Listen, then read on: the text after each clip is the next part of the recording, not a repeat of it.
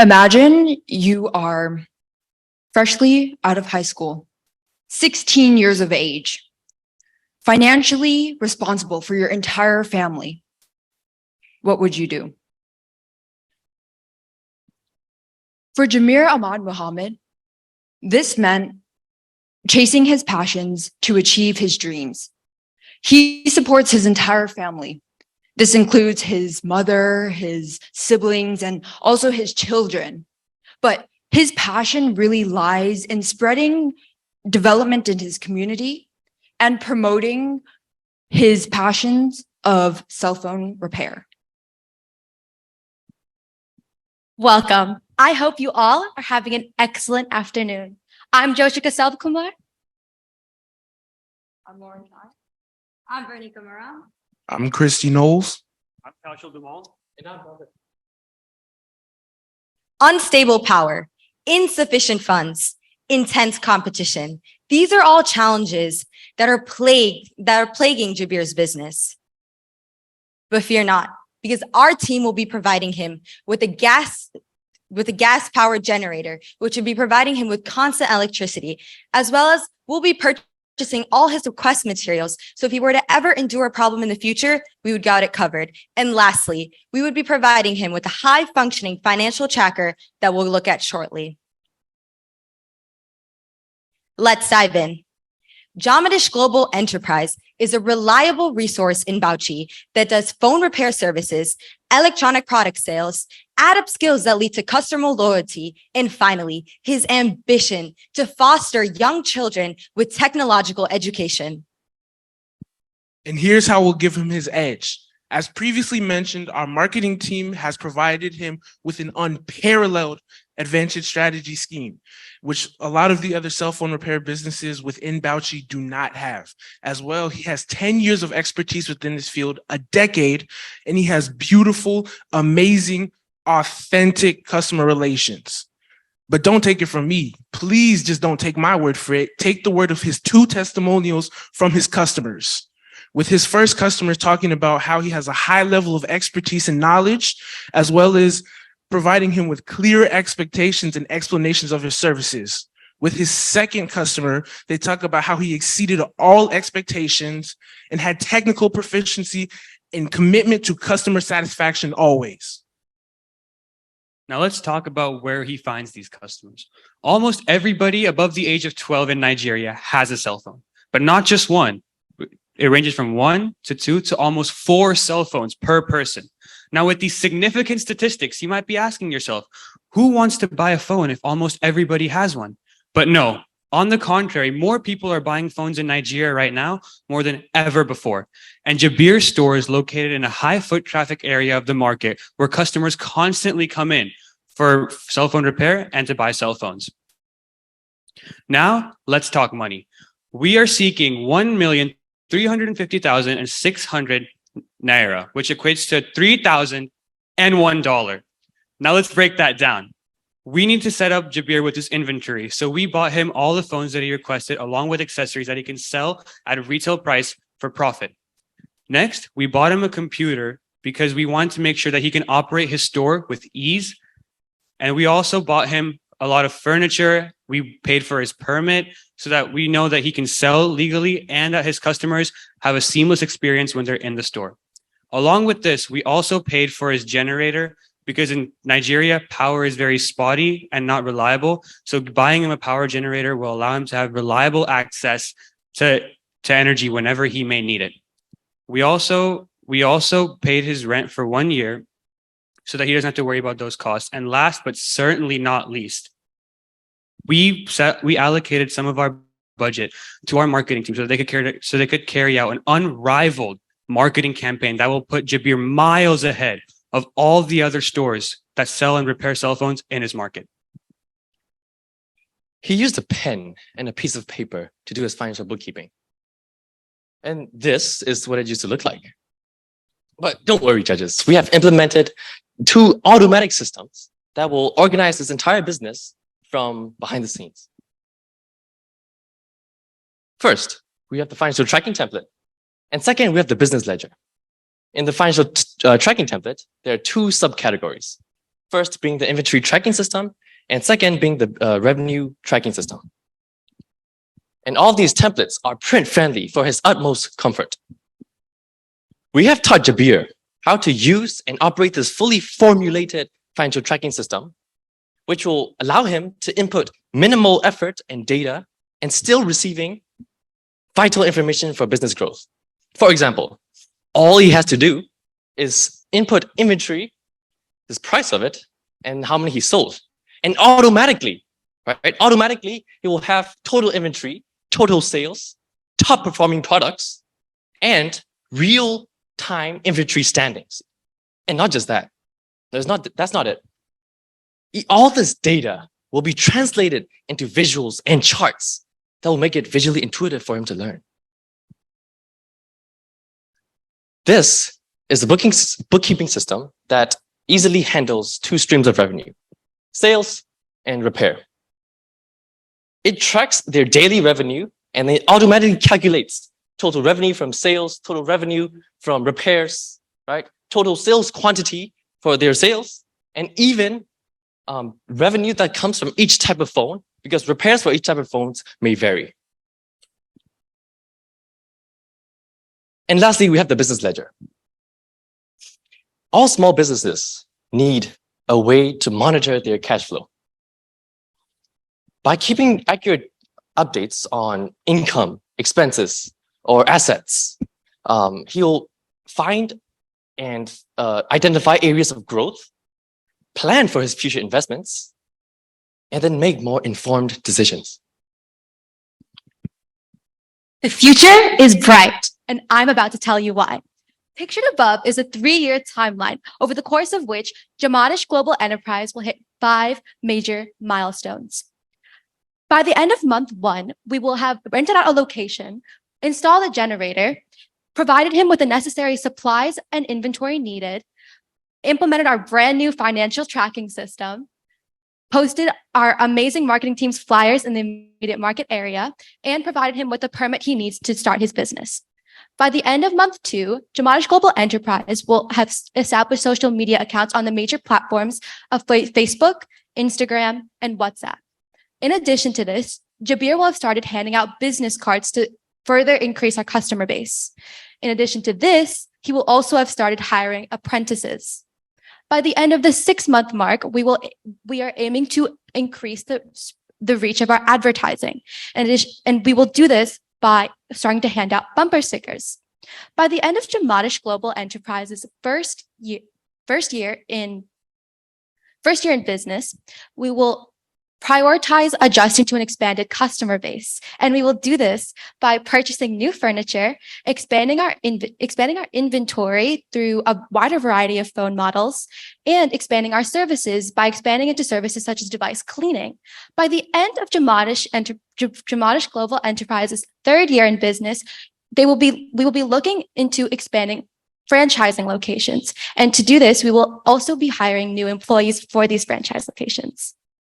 Please read through this as I explain a little bit about it. This is a handwritten letter from our business partner, Jabbir, detailing his gratitude towards the LI Leadership Initiative Program, our team, and the funders of this organization. He talks about how our actions and our efforts will be used in Nigeria to create positive change and a new spark of hope with not just within Bauchi, but the surrounding communities and possibly Nigeria by the time he's done. Again, we want to thank you for your time and open the floor for any discussion, questions, comments, or concerns you may have for us.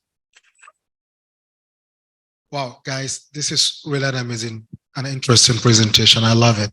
I love every single part of your presentation. I love your energy, how you present it. You have really a good confidence about what you did this week. And this is exactly what we're looking for. I'm going to talk about 2 things so that my other colleagues can talk about more about your presentation. I really how you break it down, how he's going to track his finances and all these things. It's really, really important for your business, especially when you are into buying and selling. So it's really important that you were able to create all this template. But the only one thing I wanted to see is that did you create any saving plan or anything that he can be able to improve? So that's one thing. But apart from that, everything looks perfect. Your implementation plan, it's really amazing. Very, very interesting. I love it because you shows a step-by-step process how you intend to implement this and how you even foresee the business in the future. So this is really an amazing thing. And by the time this information is shared with your business partner, he knows that he has like more effort to put toward his business to achieve this goal. So nice job, guys. And I'm really, really happy and congratulations for the amazing job. Thank you. Thank you. And just to address your issue about the just in case something goes wrong, Jabbir does have 150,000 naira in his own personal savings, and our budget excludes that. So he would be able to use the money that he has if he needed to, but that's not part of our master budget that we're asking for. Oh, thank you for that clarification. Thank you, Umar. Congratulations, team. You advocated very well on behalf of your social entrepreneur. I'll note again the problem with the problems template. This guy's not a problem. He and his business present a challenge or an opportunity. And likewise, we're not in the business of providing solutions. We don't solve problems business owners themselves should never think that they're solving problems as though they don't have to think them anymore. They're not finished and solved. And certainly business advisors never solve problems on behalf of their clients. Otherwise, they can get into real trouble if those problems come creeping back. There were some in a similar vein, there were references early on that we will provide a generator, we will purchase supplies, etc. Again, not the scope for the business advisor. He will do that with the funding for which you're advocating on his behalf. I really like the logos on the competitive advantage slide. I thought that very nicely communicated. It's good. It's why I went to graduate school, to learn to draw pictures and to look at pictures. I find that really helps a lot. So I think that was great. You mentioned about the inventory tracking system. I really liked that. And we have a somewhat unusual circumstance here where we have somebody who is savvy with technology and has actual access to the technology and to the networks. And so he strikes me as somebody who would be pretty comfortable, and probably already has been, in order to be in business with these inventory tracking systems. I would have been interested to hear a bit more about how, if not retrospectively, then prospectively, he might use those to minimize costs. Inventory in any business that sells things, inventory is a very expensive thing for businesses to maintain. And in general, they want to maintain as little as possible, just enough so that the customers are not disappointed when they want something immediately, but not so much that it's sitting on the shelf and is subject either to being lost, stolen, obsolescence. There could be taxes on it for sitting there. Well, I guess insurance isn't an issue here, but so an economic order quantity, a great inventory tracking system can be a wonderful tool to manage the economic order quantity for the business. And it would have been interesting, given the unusual sophistication that you're demonstrating here with this plan, to hear a bit more about that. I loved the revenue tracking by sales and repairs. Excellent. I really liked the business ledgers. It's a cash-based business, I assume, but still, I think that really puts him ahead of the game. One thing, I can't recall that you mentioned it, but especially in this line of work, you may have, and forgive me if I missed it, but the possible attractiveness of being an authorized reseller and authorized repair depot. I know that Apple, for example, has been, even as they have been complying with European requirements for the right to repair, and they'll send these enormous repair kits to people's homes. At the same time, the particular components that they're requiring, like if you need a camera replaced or something inside the phone, if they're not original equipment manufacturer, it'll brick the phone. And so it would be interesting to see what possible relationships he could form with the manufacturers to actually be able to hang out on his shingle and on his sign, authorized, Apple authorized repair or whatever other manufacturer, Samsung. And then and be able to get access to OEM parts, original equipment manufacturer. And finally, I loved the letter at the end. That may be the first one of these that we've seen. And from us as mentors and people who work with your teams, we hear a lot of talk about these social entrepreneurs. I know you get this opportunity. We don't talk to them and with them and just see them as people. And I thought that was wonderful at the end to have both the handwritten note from him, both the sentiment and the fact of it, and then the translation. It very much helped personalize it, and I think really amplified the case for your advocacy on his behalf. So you've served him very well, and I wish him all the best, and congratulations to all of you. To address your manufacturing question, so basically, Jabbir already has a supply chain where he gets all his raw cost materials from. So there's like usually times where he orders the materials, and based off of like the customer basis, how many customers are coming in regularly, that's when his supply chain shipment comes in. And those typically revolve around chargers, like back the phone screen protectors, actual screens, like it includes all of those. And he's already connected with that supply chain. So he's going to be using that same supply chain when starting up his own business. And to add on to that, he currently works with that current supplier, as she mentioned, and he has a very good relationship with that supplier. So he will be able to guarantee the same prices. So he'll know that the parts that he's getting are good quality and original equipment manufacturers, because he already gets them from those. Yeah, you guys, I really loved it. You guys brought energy. You guys brought confidence to the presentation. I certainly agree with my colleagues, but you guys maybe want to just pull out my wallet and just put cash on the table because, you know, I mean, I could feel it, right? And that's really important, you know, for everyone to remember. It's not just about the content. It's also about the confidence and the energy that you bring, you know, to the table. So you guys did wonderful with that. I really enjoyed the personal touch as well, even though your client was not here, just showing that image, that letter at the end, but also even previous to that, you showed what his ledger looked like, right? Prior to the to making it digital.